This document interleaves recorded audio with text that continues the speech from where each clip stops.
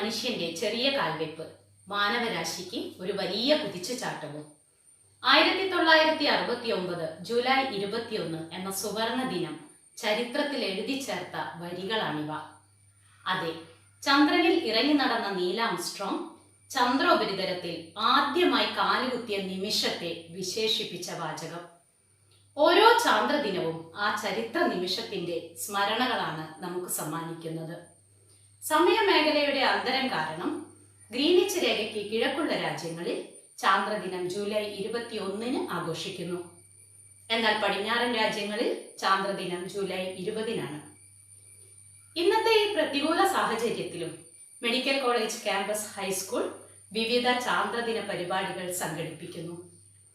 നമ്മുടെ ചാന്ദ്രദിന പരിപാടികൾ ഉദ്ഘാടനം ചെയ്ത് സംസാരിക്കുന്ന regional science centre and planetarium director Manash Bakshi sir, അധ്യക്ഷ സ്ഥാനം അലങ്കരിക്കുന്ന നമ്മുടെ പ്രിയങ്കരനായ HM ഖാലിദ് സാർ, ആശംസയർപ്പിച്ച് സംസാരിക്കുന്ന എമിലി ടീച്ചർ, ടീച്ചർ പ്രസന്റേഷൻ നടത്തുന്ന ഷൈനി ടീച്ചർ, സ്റ്റുഡൻറ് പ്രസന്റേഷൻ നടത്തുന്ന കൊച്ചു കൂട്ടുകാർ, നന്ദി അർപ്പിച്ച് സംസാരിക്കുന്ന സൂരജ് സാർ എന്നിവർക്കൊപ്പം ഈ പരിപാടി വീക്ഷിച്ചു കൊണ്ടിരിക്കുന്ന നിങ്ങളേവരെയും ഈ പരിപാടിയിലേക്ക് സ്നേഹപൂർവ്വം സ്വാഗതം ചെയ്തുകൊണ്ട് അധ്യക്ഷ സ്ഥാനം വഹിക്കുന്ന ഖാലിദ് സാറിൻ്റെ വാക്കുകളിലേക്ക്. പ്രിയപ്പെട്ട വിദ്യാർത്ഥികളെ, ബഹുമാന്യരായ രക്ഷിതാക്കളെ, സഹപ്രവർത്തകരെ, ജൂലൈ 21 നാം ചാന്ദ്രദിനമായി ആഘോഷിക്കുകയാണ്. 1969 ജൂലൈ 21 മനുഷ്യൻ ആദ്യമായി ചന്ദ്രനിൽ കാലുകുത്തിയത്. ഈ യാത്രയുടെ ഓർമ്മ പുതുക്കിക്കൊണ്ടാണ് നാം ഓരോ വർഷവും ചാന്ദ്രദിനം ആഘോഷിക്കുന്നത്. ചന്ദ്രനിൽ ആദ്യമായി കാലുകുത്തിയ നീൽ ആംസ്ട്രോങ്ങിൻ്റെ അതിമനോഹരമായ ഒരു വാക്യം ഇങ്ങനെയുണ്ട്: മനുഷ്യൻ്റെ കേവലമായ ഒരു കാൽവയ്പ്, എന്നാൽ മനുഷ്യരാശിയുടെ ഒരു കുതിച്ചുചാട്ടം എന്നാണ് അദ്ദേഹം ഈ കാൽവയ്പിനെ വിശേഷിപ്പിച്ചത്. ഈ ദിനാചരണത്തിൻ്റെ ഭാഗമായി നാം ലക്ഷ്യമായി കാണുന്നത് മനുഷ്യനിൽ ശാസ്ത്ര അവബോധം വളർത്തുക, അതോടൊപ്പം ആദ്യ ചാന്ദ്ര യാത്രയുടെ ഓർമ്മ പുതുക്കുക, അതിൻ്റെ പ്രസക്തി എല്ലാവരെയും ഓർമ്മപ്പെടുത്തുക, ബഹിരാകാശ ഗവേഷണത്തിൻ്റെ പ്രാധാന്യം എല്ലാവരിലും എത്തിക്കുക തുടങ്ങിയ ഒട്ടേറെ ലക്ഷ്യങ്ങളാണ് ഈ ദിനാചരണത്തിൻ്റെ ഭാഗമായി നാം കാണുന്നത്.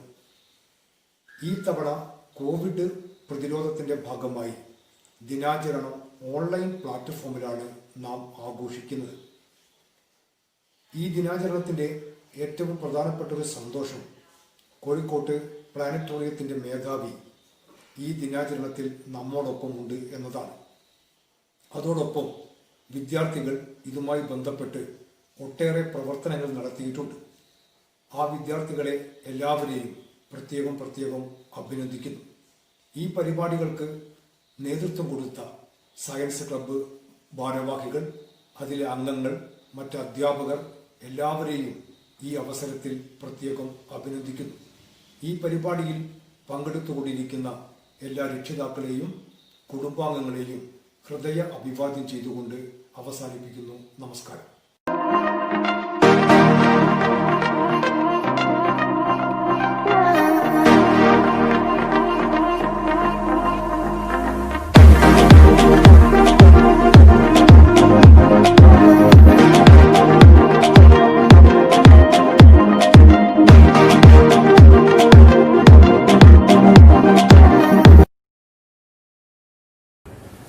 പ്രിയപ്പെട്ട കുട്ടികളെ, നമ്മൾ ഇന്നിവിടെ എത്തിയിട്ടുള്ളത് മേഖലാ ശാസ്ത്ര കേന്ദ്രം കോഴിക്കോടാണ്. നമ്മളിവിടെ വന്നതിൻ്റെ ഉദ്ദേശം ഈ ശാസ്ത്ര കേന്ദ്രത്തിൻ്റെ ഡയറക്ടർ മാനസ് ബക്ഷി സാറുമായിട്ട് സംസാരിക്കുന്നതിന് വേണ്ടിയിട്ടാണ്. സാറാണ് നമ്മുടെ ചാന്ദ്രദിനാഘോഷ പരിപാടി ഉദ്ഘാടനം ചെയ്യുന്നത്. ഈ ഒരു ആവശ്യത്തിനാണ് നമ്മൾ ഇവിടെ വന്നിട്ടുള്ളത്. My dear students, it is an honor and privilege to be present here and to have been invited here by the Government Higher Secondary School Medical College campus on the occasion of celebration of the Moon Day. Probably you all know that landing on the moon was a huge human endeavor and a fiat of success which we achieved in 1969. It all started in 1961. There was actually a space race happening at that time because after achieving the rocket technologies, particularly Soviet Russia and United States of America, they were trying to achieve something which would be remarkable. Now Russia sent Sputnik, the satellite, to the space.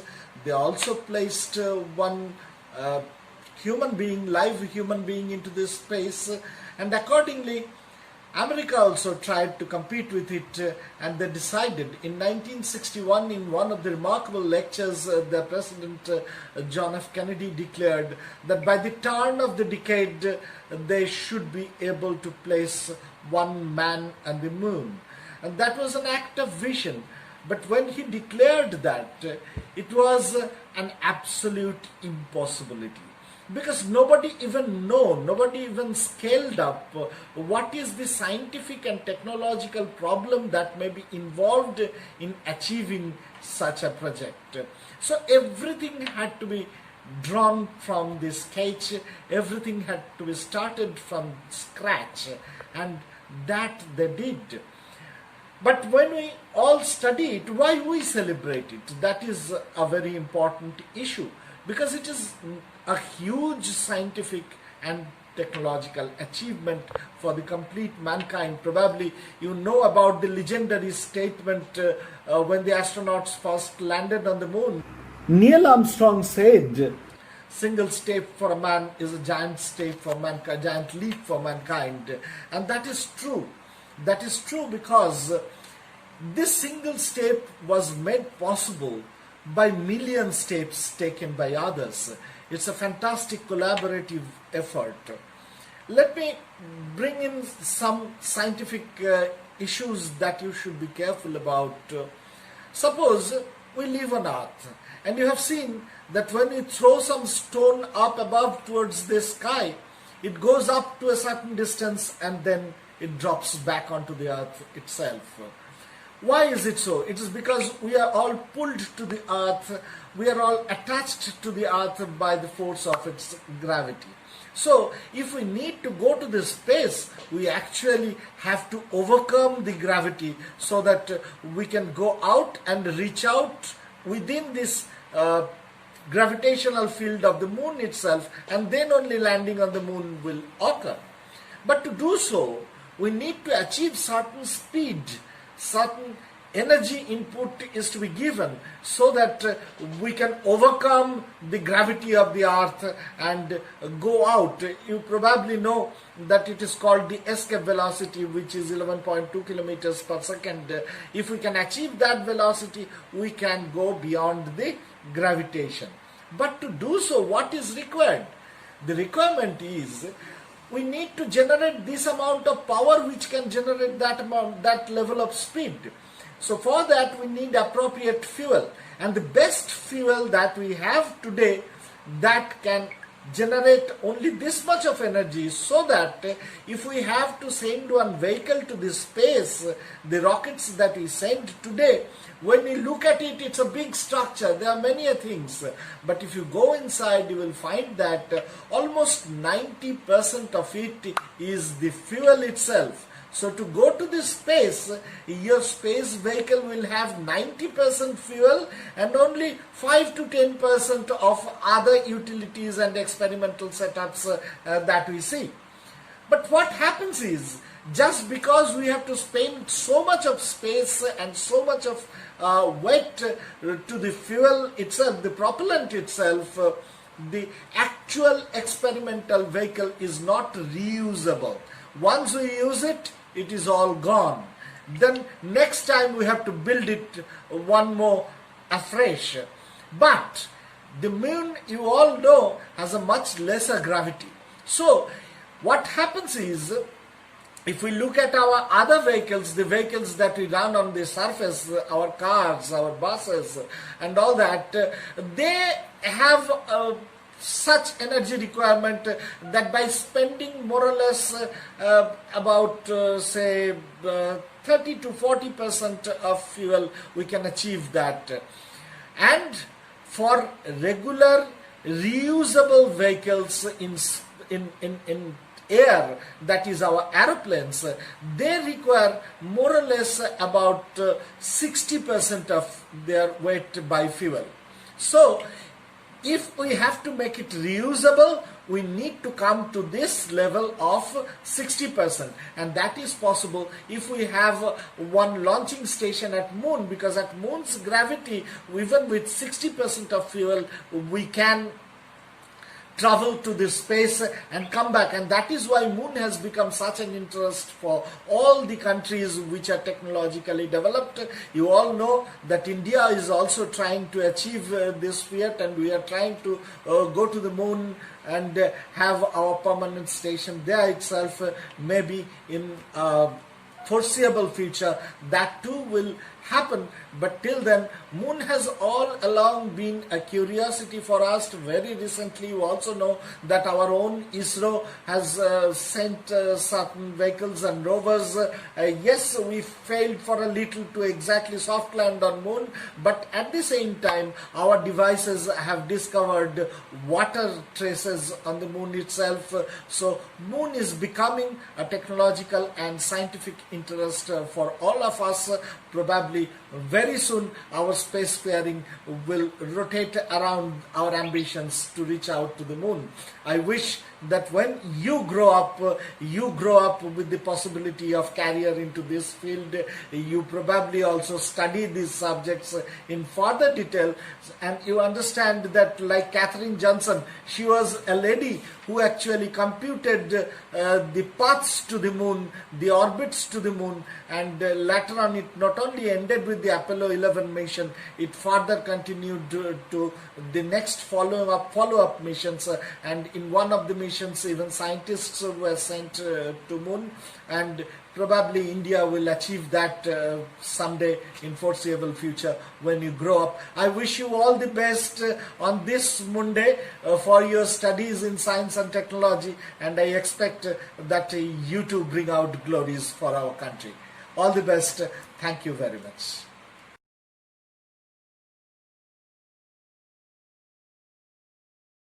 Head master, സഹാധ്യാപകരെ, രക്ഷിതാക്കളെ, പ്രിയ കുട്ടികളെ, July 21 മണ്ണിൽ നിന്നും മനുഷ്യനെ മാനത്തേക്കുയർത്തിയ അഭിമാന ദിനം.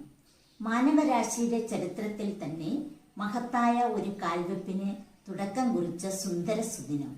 നമുക്കേവർക്കും അറിയാവുന്നതുപോലെ 1969 മനുഷ്യൻ ആദ്യമായി ചന്ദ്രനിൽ കാലുകുത്തിയതിൻ്റെ ഓർമ്മ പുതുക്കുന്ന മഹനീയ ദിവസം, ചാന്ദ്രദിനം. അമേരിക്കക്കാരായ Neil Armstrong, Edwin Buzz Aldrin എന്നിവർ ആദ്യമായി ചന്ദ്രനിൽ ഇറങ്ങി വലിയൊരു ചുവടുവെപ്പിന് തുടക്കം കുറിച്ചു. ഈ ദിവസത്തെ അവസ്മരണീയമാക്കുന്ന വാചകം ആദ്യമായി കാൽവെച്ച ശേഷം നീൽ ആംസ്ട്രോങ് തന്നെ പറഞ്ഞിട്ടുണ്ട്. ഒരു മനുഷ്യനെ സംബന്ധിച്ചിടത്തോളം വളരെ ചെറിയ ഒരു ചുവടുവെപ്പ്, പക്ഷേ മനുഷ്യരാശിക്ക് ഇതൊരു വൻ കുതിച്ചുചാട്ടമാണ്. മനുഷ്യൻ ഇന്നേ വരെ കാലുകുത്തിയ ഏക അന്യഗോളം ചന്ദ്രനാണ് എന്നതും ഈ ദിവസത്തിന്റെ പ്രാധാന്യം വിളിച്ചോതുന്നു. ഇന്ത്യയുടെ ചാന്ദ്രഗവേഷണ പദ്ധതിയാണ് നമുക്കേവർക്കും സുപരിചിതമായ ചാന്ദ്രയാൻ പദ്ധതി.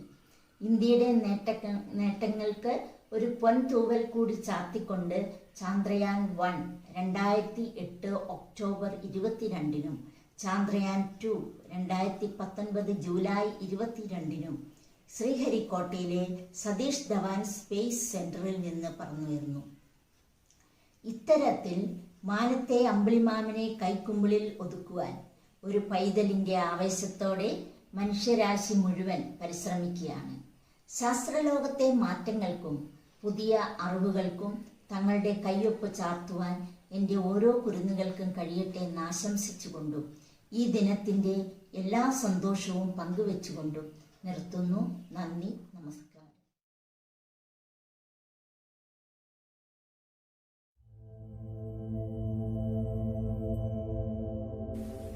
ജൂലൈ 21 ചാന്ദ്രദിനം. മാനവരാശിയുടെ മഹത്തായ കുതിച്ചുചാട്ടത്തിന്റെ ഓർമ്മദിനം. മനുഷ്യന്റെ വളർച്ചയിലും കഴിവിലും ആവേശം കൊള്ളാനും സാങ്കേതിക വിദ്യയുടെ പുതിയ തലങ്ങൾ മനസ്സിലാക്കാനും ശാസ്ത്രീയമായ പ്രപഞ്ചബോധവും വീക്ഷണവും പുതുതലമുറയിൽ ഉണ്ടാക്കുന്നതിനും കൂടിയാണ് ചാന്ദ്രദിനം നമ്മൾ ആചരിക്കുന്നത്. 1960കളിലാണ് ഇന്ത്യൻ സ്പേസ് പ്രോഗ്രാം തുടങ്ങിയത്. 1963 നവംബർ 21 നൈക് അപ്പാഷെ വിക്ഷേപിച്ചതിൽ പിന്നീട് ഇങ്ങോട്ട് തിരിഞ്ഞു നോക്കാതെയുള്ള ഒരു കുതിപ്പിലായിരുന്നു ISRO അഥവാ Indian space research organisation. 1965 India സ്വന്തമായുണ്ടാക്കിയ രോഹിണി റോക്കറ്റുകൾ വിക്ഷേപിക്കാൻ തുടങ്ങി. 1970കളുടെ അവസാനമാകുമ്പോഴേക്കും SLV, ASLV തുടങ്ങിയ റോക്കറ്റുകൾ വികസിപ്പിച്ചു. ഇവയുടെ വിജയപരാജയങ്ങൾക്കു ശേഷം ചന്ദ്രയാൻ, മംഗൾയാൻ എന്നിവ വിക്ഷേപിക്കാൻ ഉപയോഗിച്ച PSLV, കമ്മ്യൂണിക്കേഷൻ ഉപഗ്രഹങ്ങളെ വിക്ഷേപിക്കാൻ ഉപയോഗിച്ചു വരുന്ന GSLV, 8000 കിലോഗ്രാം ഭാരം വരെ ഭൗമസമീപ ഭ്രമണപഥത്തിൽ എത്തിക്കാൻ കഴിയുന്ന GSLV Mark III തുടങ്ങിയവ ഇന്ത്യ തദ്ദേശീയമായി നിർമ്മിച്ചു. ബഹിരാകാശ രംഗത്ത് ലോകരാഷ്ട്രങ്ങൾക്കിടയിൽ ഇന്ത്യക്ക് 4ാം സ്ഥാനം നേടിക്കൊടുത്ത ഇന്ത്യയുടെ പ്രഥമ ചാന്ദ്രദൗത്യമായിരുന്നു ചാന്ദ്രയാൻ 1. ചന്ദ്രന്റെ ദക്ഷിണ ധ്രുവത്തിൽ ജലസാന്നിധ്യം സ്ഥിരീകരിച്ചത് ചാന്ദ്രയാൻ 1 ആണ്. 2019 ജൂലൈ 22 ചാന്ദ്രയാൻ 2 വിജയകരമായി വിക്ഷേപിച്ചെങ്കിലും ലക്ഷ്യത്തിലെത്തുന്നതിന് തൊട്ടുമുമ്പ് വിക്രം ലാൻഡറുമായുള്ള ബന്ധം ISROയ്ക്ക് നഷ്ടമായി. 2022 ISRO നടത്താനിരിക്കുന്ന ഹ്യൂമൻ സ്പേസ് പ്രോഗ്രാം ആണ് ഗഗൻയാൻ.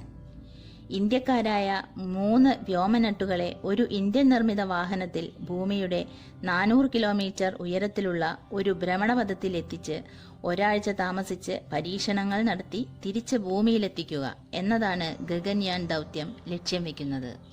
അനേകം പേർ പട്ടിണി കിടക്കുമ്പോൾ ബഹിരാകാശ യാത്രകൾക്കായി ഇത്രയും പണം ചെലവിടേണ്ട ആവശ്യമുണ്ടോ എന്ന വിമർശം അഭിമുഖീകരിക്കുന്ന കാലഘട്ടത്തിൽ മനുഷ്യന്റെ അറിവിന്റെ ചക്രവാളങ്ങളെ വിശാലമാക്കുക മാത്രമല്ല, പര്യവേഷണത്തിന്റെ ഭാഗമായി വികസിപ്പിച്ചെടുക്കുന്ന സാങ്കേതിക വിദ്യകൾ പൊതുസമൂഹത്തിനു കൂടി ഉപകാരപ്രദമാക്കുക എന്ന ലക്ഷ്യവും ബഹിരാകാശ യാത്രകളുടെ പ്രസക്തി വർദ്ധിപ്പിക്കുന്നു.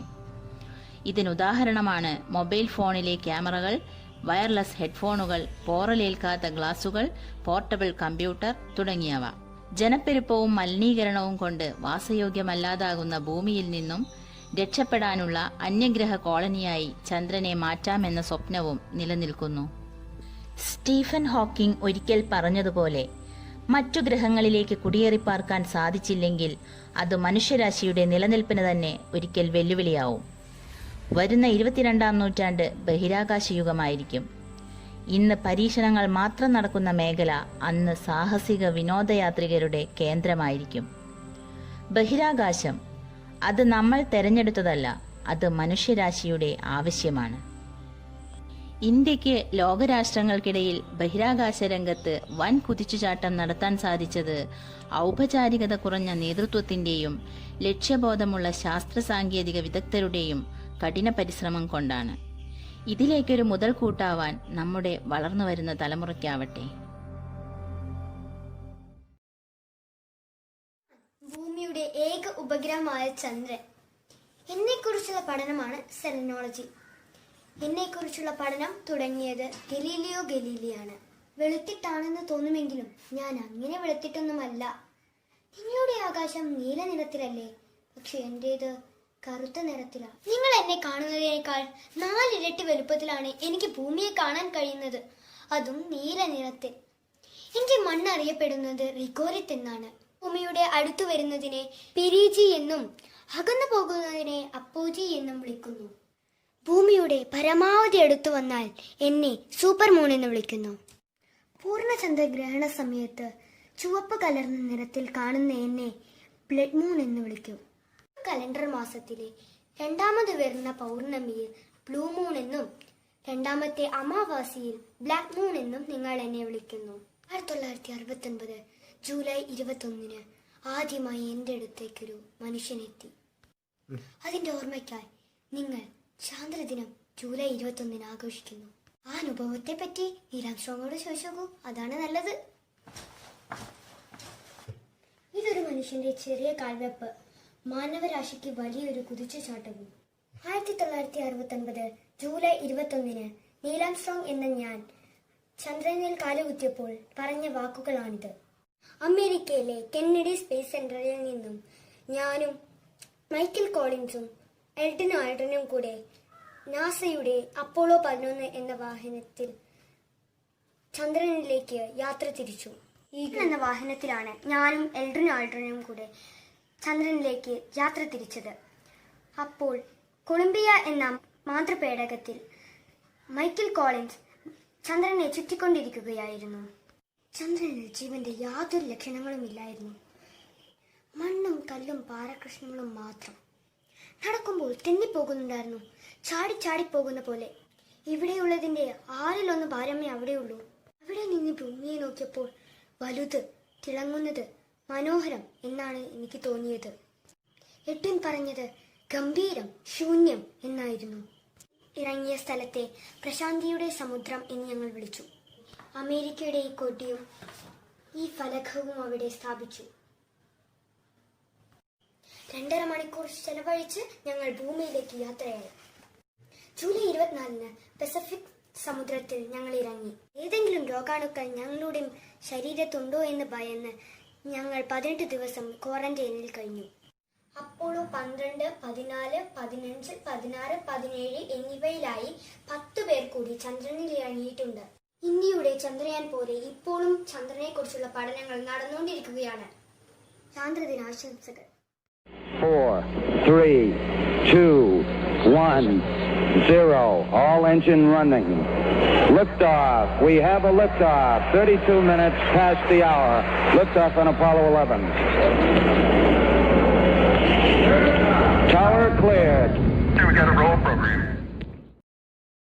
1969 July 20 Neil Armstrong, Edwin Aldrin, Michael Collins എന്നിവരെ വഹിച്ചുകൊണ്ടുള്ള അമേരിക്കയുടെ അപ്പോളോ 11 പേടകം ചന്ദ്രനെ ലക്ഷ്യമാക്കി കുതിച്ചു. അതൊരു പുതിയ കാൽവെപ്പായിരുന്നു. മാനവകുലത്തിനാകെ വലിയൊരു കുതിച്ചുചാട്ടം. ഭൂമിയുടെ ഒരേയൊരു പ്രകൃതിദത്ത ഉപഗ്രഹമായ ചന്ദ്രനിൽ കാലുകുത്തുക എന്നത് മനുഷ്യന്റെ എക്കാലത്തെയും വലിയ ആഗ്രഹമായി. ദൂരദർശിനിയുടെ കണ്ടുപിടുത്തമാണ് ചാന്ദ്ര നിരീക്ഷണ രംഗത്ത് കുതിച്ചുചാട്ടം വരുത്തിയത്. ഗലീലിയോ ഗലീലി എന്ന ശാസ്ത്രജ്ഞൻ ദൂരദർശിനി ഉപയോഗിച്ച് ചന്ദ്രനിലെ പർവ്വതങ്ങളും ഗർത്തങ്ങളും വീക്ഷിക്കുന്നതിൽ വിജയിച്ചു. ആദ്യമായി ചന്ദ്രോപരിതലം സ്പർശിച്ച മനുഷ്യനിർമ്മിത വസ്തു ലൂണ 2 ആയിരുന്നു. മനുഷ്യനെ ചന്ദ്രനിൽ ഇറക്കാൻ അമേരിക്കയുടെ നാസ ആരംഭിച്ച അപ്പോളോ 1 ദൗത്യം ദുരന്തമായി തീർന്നു. എന്നാൽ 1969 അവർ വിജയം കണ്ടു. അപ്പോളോ 11 ലൂണാർ മൊഡ്യൂളായ ഈഗിളിലാണ് ചന്ദ്രനിൽ പ്രശാന്തിയുടെ താഴ്വര എന്നു പേരിട്ട സ്ഥലത്ത് അവർ ഇറങ്ങിയത്. അവർ തിരിച്ചെത്തും വരെ 96 കിലോമീറ്റർ മുകളിൽ ചന്ദ്രനെ വലം വെക്കുന്ന കൊളംബിയ എന്ന മുഖ്യ പേടകത്തിൽ മൈക്കൽ കോളിൻസ് സമയം ചെലവിട്ടു. ഈഗിൾ വാഹനം ചന്ദ്രനിലിറങ്ങി 6 മണിക്കൂറും 39 മിനിറ്റും കഴിഞ്ഞാണ് ആംസ്ട്രോങ് പുറത്തിറങ്ങിയത്. 19 മിനിറ്റ് കഴിഞ്ഞ് ആൾഡ്രിനും. ചന്ദ്രപ്രതലത്തിൽ 2.25 മണിക്കൂർ ചിലവിട്ട് അവർ 21.5 കിലോഗ്രാം പാറയും മണ്ണും ശേഖരിച്ചു. ഇതുവരെ 12 പേരാണ് ചന്ദ്രനിൽ ഇറങ്ങിയത്.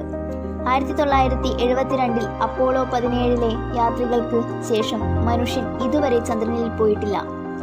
അരനൂറ്റാണ്ടിനപ്പുറം നാസ വീണ്ടും ചന്ദ്രനിലേക്ക് മനുഷ്യനെ അയക്കാനുള്ള ശ്രമത്തിലാണ്.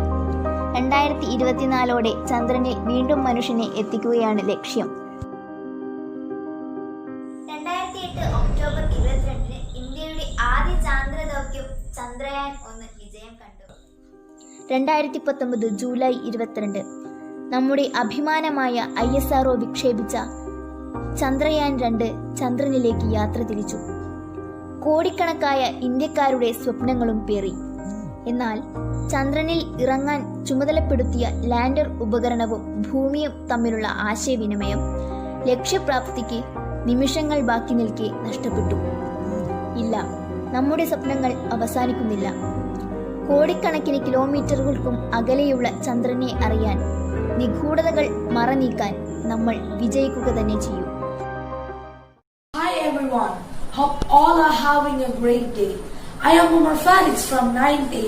Today I am going to present a short video on India's contributions in space research. India in space research. India has made remarkable achievements in the field of space research. Indian Space Research Organization ISRO's roots sketch back to 1962 when India's first Prime Minister Jawaharlal Nehru enlisted Vikram Sarabhai to set up Indian National Committee for Space Research in COSPAR. India's first rocket was launched in 1963 from Tumba in COSPAR was superseded by ISRO in 1969.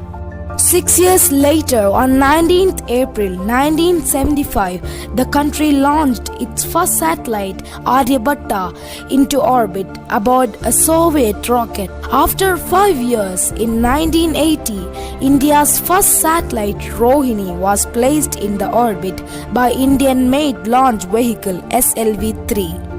First communication satellite Apple was launched in the year 1981. Later on, ISRO developed two rockets, Polar Satellite Launch Vehicle PSLV and Geosynchronous Satellite Launch Vehicle GSLV. These rockets have launched numerous communication satellites and Earth observation satellites. In 2004, ISRO launched India's first dedicated satellite, EduSat, for educational services with the help of GSLV.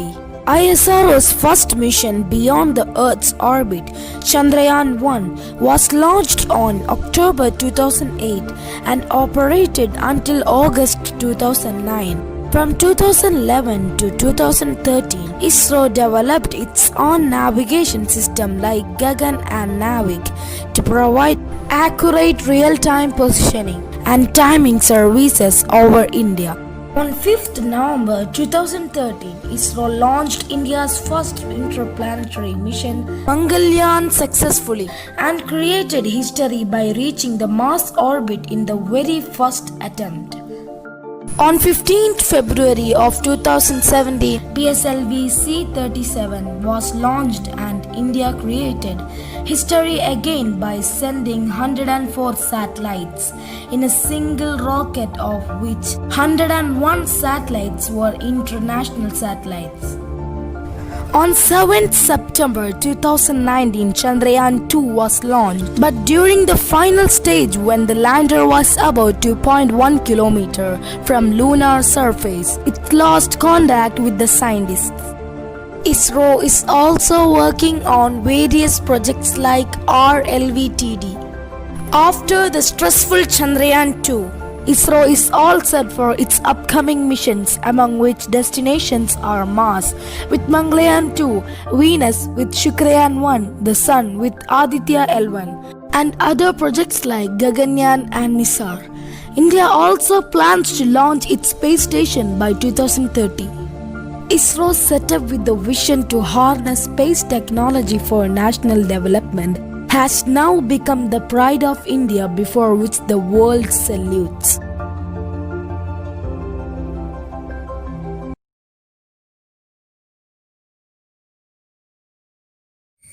Medical college campus government higher secondary സ്കൂളിലെ ഈ വർഷത്തെ ചാന്ദ്രദിനാഘോഷം ഉദ്ഘാടനം ചെയ്ത ബഹുമാന്യനായ ശാസ്ത്ര മേഖലാ കേന്ദ്രം director Manas Bakshi sir അവർകൾ, ആദരണീയനായ സ്കൂളിന്റെ head master K Khalid sir അവർകൾ, ബഹുമാന്യരായ അധ്യാപകരെ, പ്രിയപ്പെട്ട വിദ്യാർത്ഥികളെ, രക്ഷിതാക്കളെ, medical college campus government higher secondary school ഈ വർഷം ചാന്ദ്രദിനാഘോഷം വളരെ ഗംഭീരമായ രീതിയിൽ ഈ ഓൺലൈൻ സംവിധാനത്തിലൂടെയാണെങ്കിലും ആഘോഷിക്കുകയാണ്.